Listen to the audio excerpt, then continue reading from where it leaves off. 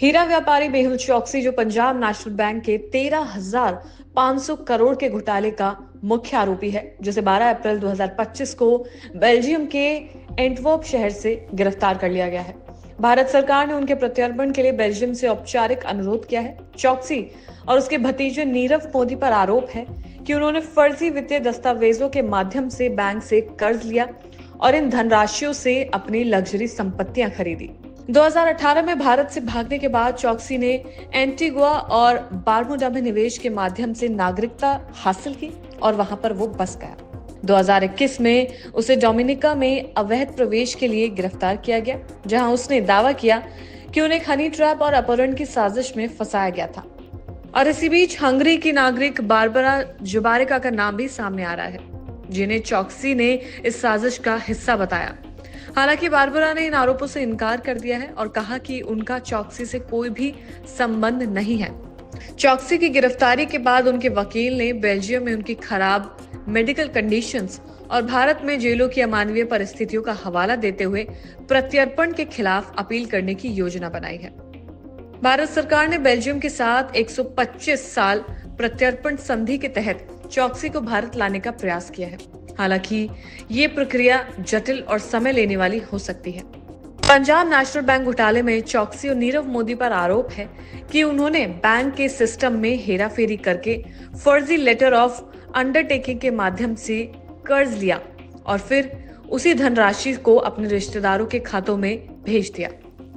इस घोटाले के उजागर होने के बाद भारत सरकार ने चौकसी की संपत्तियों को जब्त किया और उनकी नीलामी की प्रक्रिया शुरू की।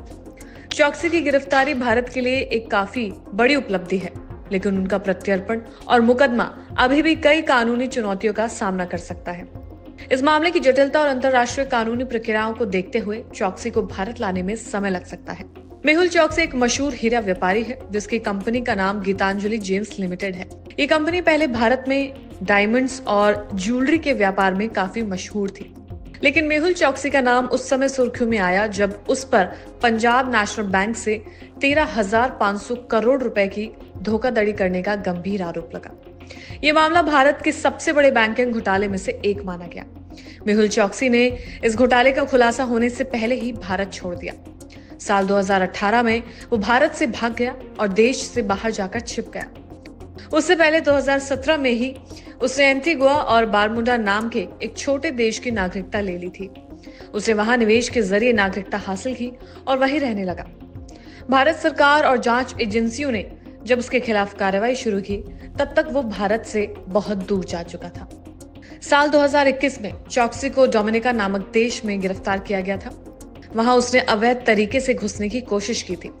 इस गिरफ्तारी के बाद एक नई कहानी सामने आई, जिसने दावा किया गया है कि वो एक हनी ट्रैप और किडनैपिंग की साजिश का शिकार हुआ है। उसने कहा कि उसे धोखा दिया गया और धोखे से डोमिनिका लाया गया और ये सब उसे भारत वापस लाने की साजिश थी। इस मामले में एक विदेशी महिला का नाम भी सामने आया है, जिससे उसकी नजदीकियों को लेकर सवाल उठे हैं। डोमिनिका में गिरफ्तारी के बाद मेहुल चौकसी ने वहां की अदालत में मामला लड़ा और करीब 51 दिन जेल में बिताने के बाद उसे ब्रिटेन की महारानी की प्रिवी काउंसिल से राहत मिल गई। इसके बाद वो फिर से गायब हो गया और कुछ समय तक किसी को उसकी सही लोकेशन की जानकारी नहीं थी।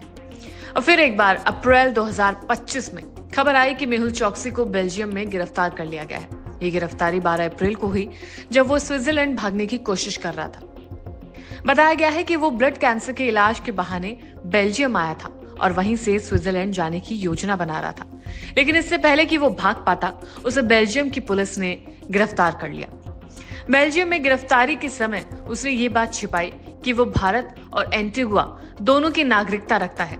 उसने खुद को एक और नाम से पेश किया और अपनी असली पहचान को छिपाने की कोशिश की। हालांकि भारत की एजेंसियां जैसे कि ईडी और सीबीआई लगातार उसकी गतिविधियों पर नजर रख रही थी। जब उन्हें पता चला कि चौकसी बेल्जियम में है, तो उन्होंने तुरंत वहां की एजेंसियों को सतर्क किया। भारत की ओर से चौकसी के खिलाफ सभी जरूरी दस्तावेज, पहचान पत्र और गिरफ्तारी के आदेश बेल्जियम की सरकार और पुलिस को भेजे गए। इन दस्तावेजों के आधार पर वहां की सुरक्षा एजेंसियों ने कार्रवाई करते हुए उसे हिरासत में ले लिया। ये गिरफ्तारी भारत के लिए एक अहम कदम माना जा रहा है, क्योंकि अब उसके प्रत्यर्पण की प्रक्रिया शुरू हो सकती है। इस पूरे घटनाक्रम से ये साफ हो जाता है कि चाहे कोई कितना भी ताकतवर क्यों ना हो, अगर वो कानून से भागने की कोशिश करता है तो एक ना एक दिन उसे पकड़ लिया जाता है। मेहुल चौकसी की ये गिरफ्तारी भी यही साबित करती है कि सच्चाई को छिपाया नहीं जा सकता और कानून से बचा नहीं जा सकता। अब भारत सरकार की कोशिश है कि वो चौकसी को जल्द से जल्द भारत लाए और उसे कानून के मुताबिक सजा दिलाई जाए। हालांकि अब मेहुल चौकसी के प्रत्यार्पण की बात चलती हुई नजर आ रही है। मेहुल चौकसी एक मशहूर डायमंड व्यापारी है जिसकी कंपनी का नाम गीतांजलि जेम्स लिमिटेड है। इस कंपनी का नाम आपने जरूर सुना होगा और यहाँ से ज्वेलरी भी खरीदी होगी। ये कंपनी पहले भारत में हीरा और ज्वेलरी के व्यापार में काफी ज्यादा मशहूर मानी गई है। लेकिन मेहुल चौकसी का नाम उस वक्त सुर्खियों में आया जब बड़ा घोटाला हुआ था। ये घोटाला कोई छोटा मोटा नहीं था, बल्कि पंजाब नेशनल बैंक से 13,500 करोड़ रुपए की धोखाधड़ी की थी और जिसका गंभीर आरोप मेहुल चौकसी पर लगा था।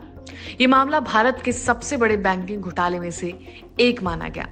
मेहुल चौकसी ने इस घोटाले का खुलासा होने से पहले ही वो भारत से फरार हो गया था।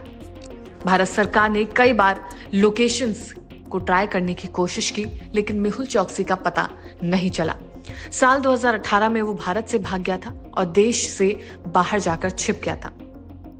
उससे पहले 2017 में ही उसने एंटीगुआ और बारमूडा नाम के छोटे देशों में नागरिकता ले ली थी। उस जगह पर उसे ढूंढ पाना काफी ज्यादा मुश्किल रहा। उसने वहां निवेश के जरिए नागरिकता हासिल की और वहीं रहने लगा। भारत सरकार और जांच एजेंसियों ने जब उसके खिलाफ कार्रवाई शुरू की, तब तक वो भारत से काफी ज्यादा दूर जा चुका था और साल 2021 में चौकसी को डोमिनिका नामक देश में गिरफ्तार किया गया था, जिसके बाद अब 2025 में उसे फिर से गिरफ्तार किया गया है और अब उसके प्रत्यार्पण की बात चलाई जा रही है। हालांकि इस गिरफ्तारी के बाद जब 2021 में गिरफ्तारी हुई तो उसने हनी ट्रैप जैसे चीजों का हवाला दिया कि उसे फंसाया जा रहा है। हालांकि जो अब तक का सबसे बड़ा अपडेट है वो यही है कि मेहुल चौकसी को बेल्जियम में गिरफ्तार कर लिया गया है।